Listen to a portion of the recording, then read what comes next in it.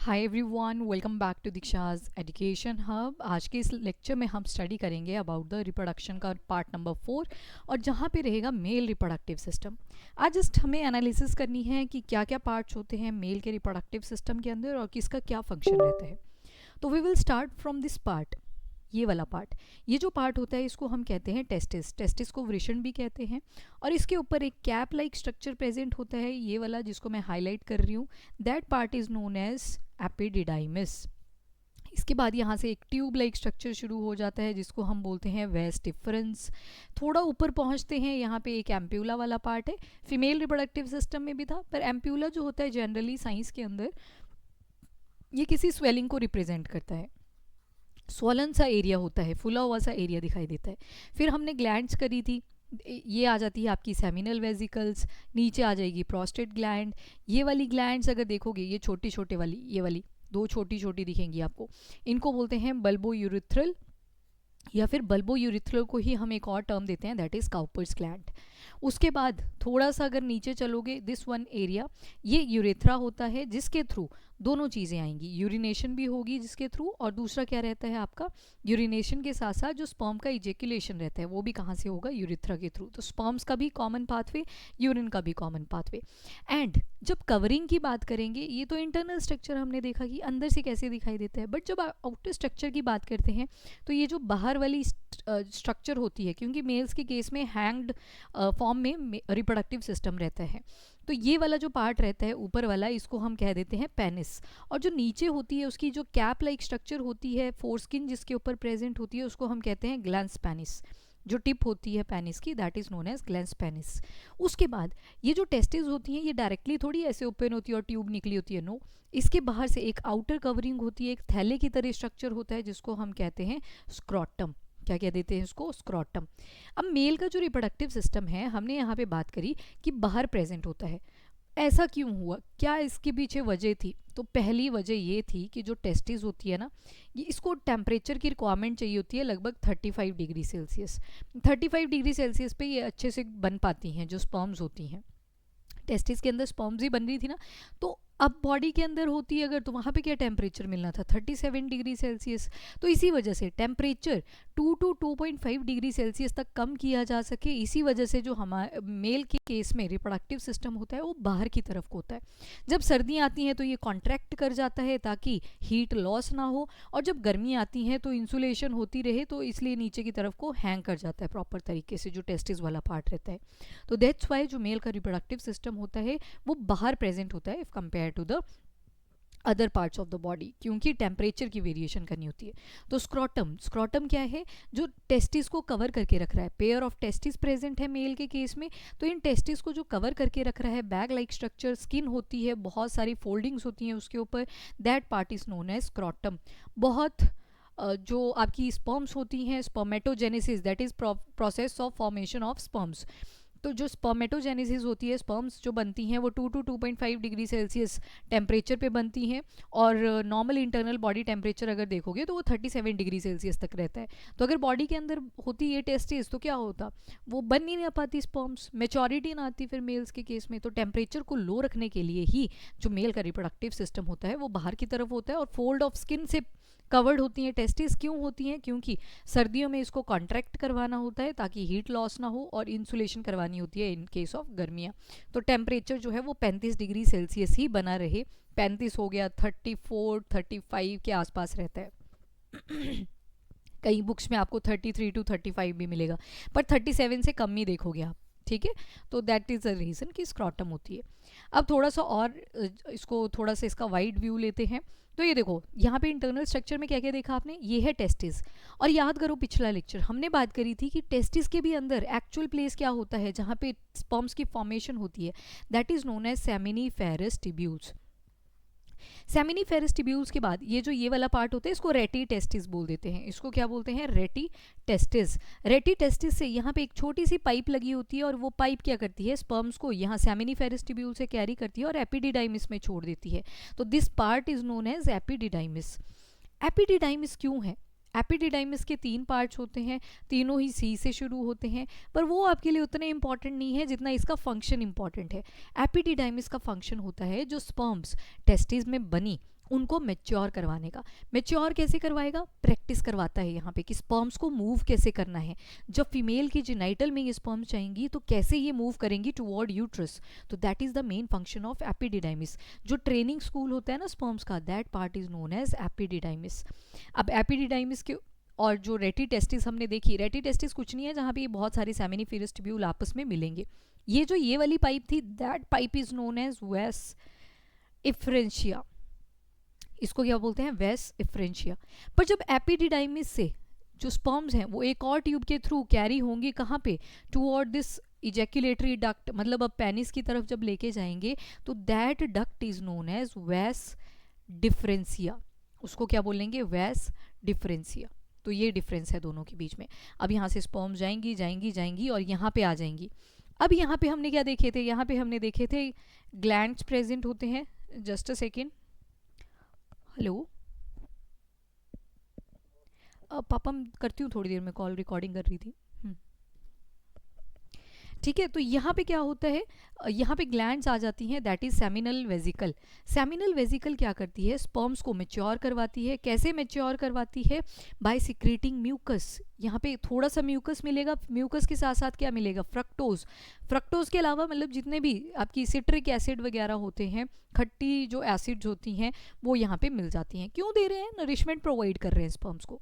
फिर थोड़ा नीचे जाओगे तो यहाँ पे आ जाएगी एक प्रोस्टेट ग्लैंड। प्रोस्टेट ग्लैंड जो होती है, it is the nutrition site for sperms. यहाँ पे खूब सारा न्यूट्रिशन दिया जाता है स्पर्म को। थोड़ा सा नीचे जाओगे, यहाँ पे आपने दो ऐसे जो है स्ट्रक्चर्स देखे जिनको हमने क्या बोला था? जिनको हमने बोला था बल्बो यूरिथ्रल ग्लैंड या फिर काउपर्स ग्लैंड भी जिसको हमने बोला। तो ये काउपर्स ग्लैंड क्या करते हैं? अब जो स्पर्म है वो यूरिथ्रा की तरफ जा रहा है ताकि बाहर निकल सके। तो यूरिथ्रा की तरफ जब जाएगा तो काउपर्स ग्लैंड स्पर्म्स को खूब सारा म्यूकस देंगे। वो जो फ्लूइड आता है स्पर्म्स के साथ में, दैट इज म्यूकस बेसिकली।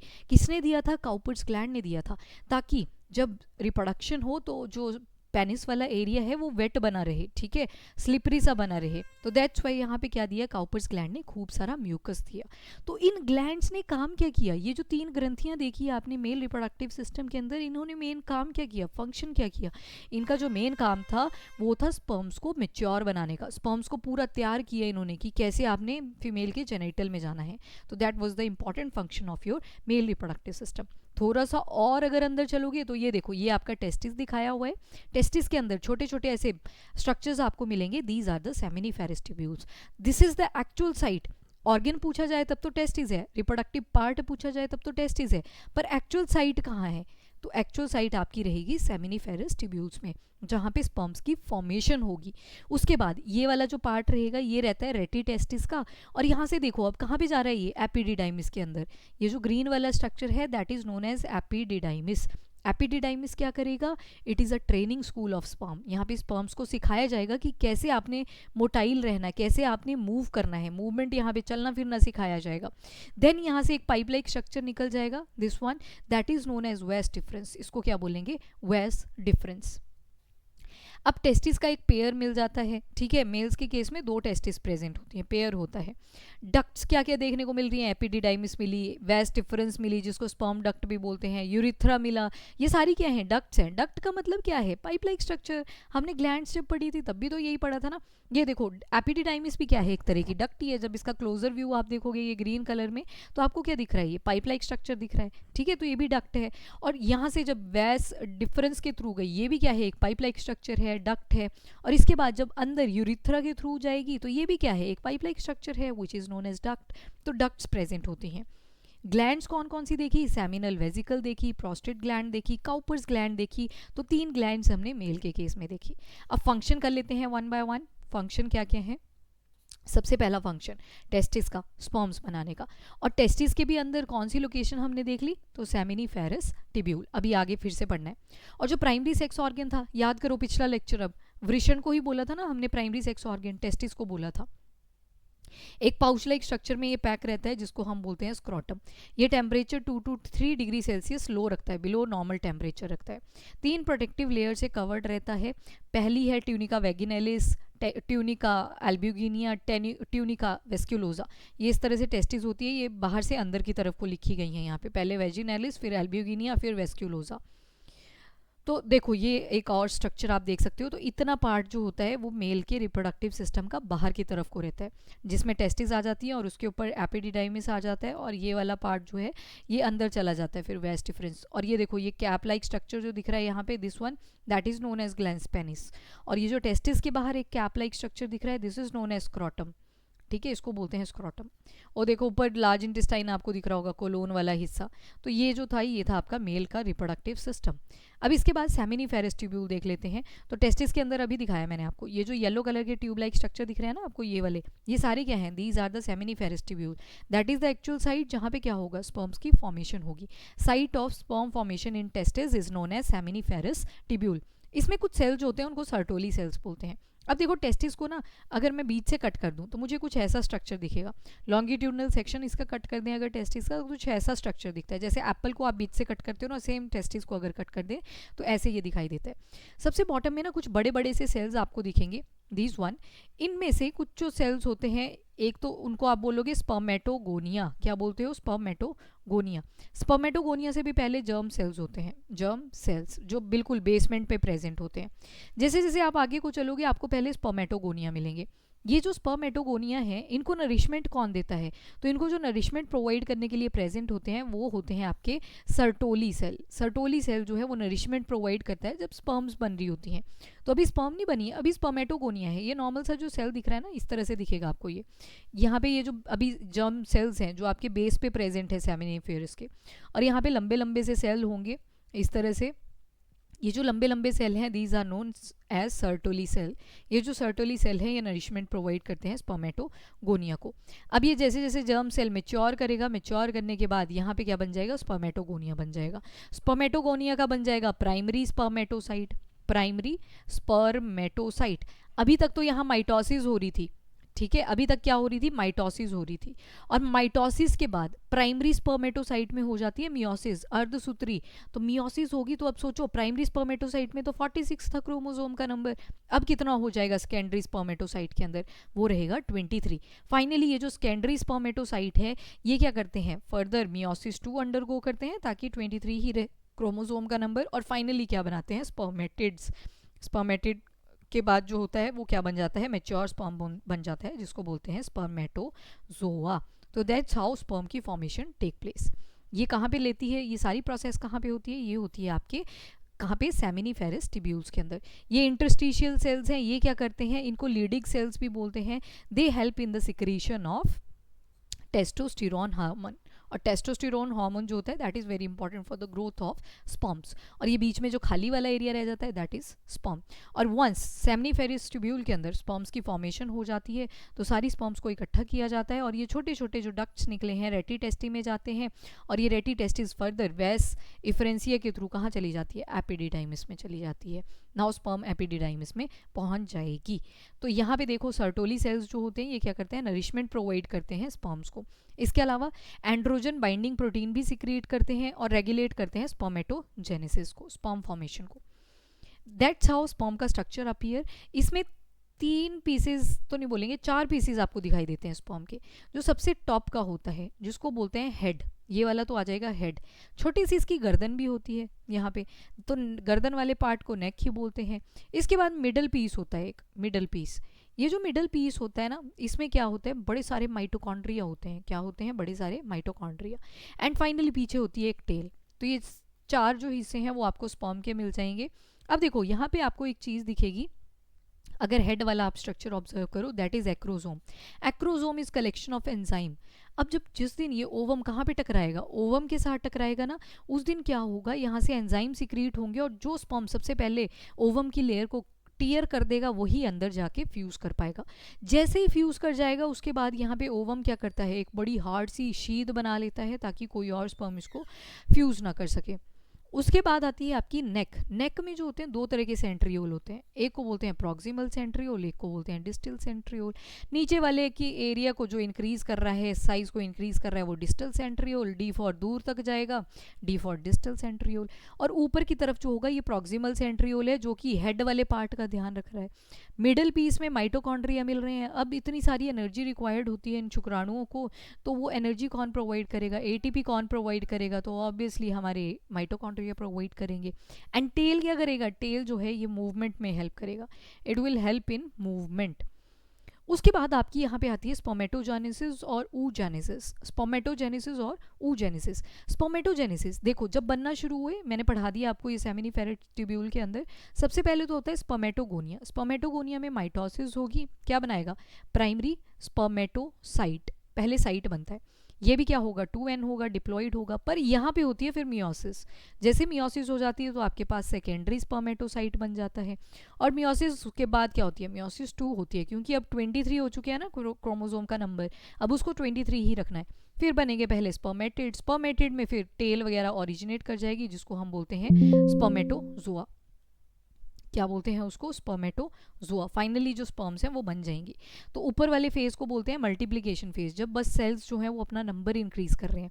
और फाइनली ग्रोथ जब होगी तो उसमें प्राइमरी स्पर्मेटोसाइट और सेकेंडरी स्पर्मेटोसाइट आ जाएगा, जहाँ पे मियोसिस हो रही है। एंड फाइनली होगी मैच्योरेशन। मैच्योरेशन में क्या होगा, जो स्पर्मेटिड होंगे वो फाइनली किस में कन्वर्ट हो रहे हैं, इनटू स्पर्मेटोजोआ। ना वो आता है वेसिफरेंसिया। अब सेमिनिफेरस ट्यूब्यूल में स्पर्म्स तो बन गए, एपिडिडाइमस में वो जा चुके हैं।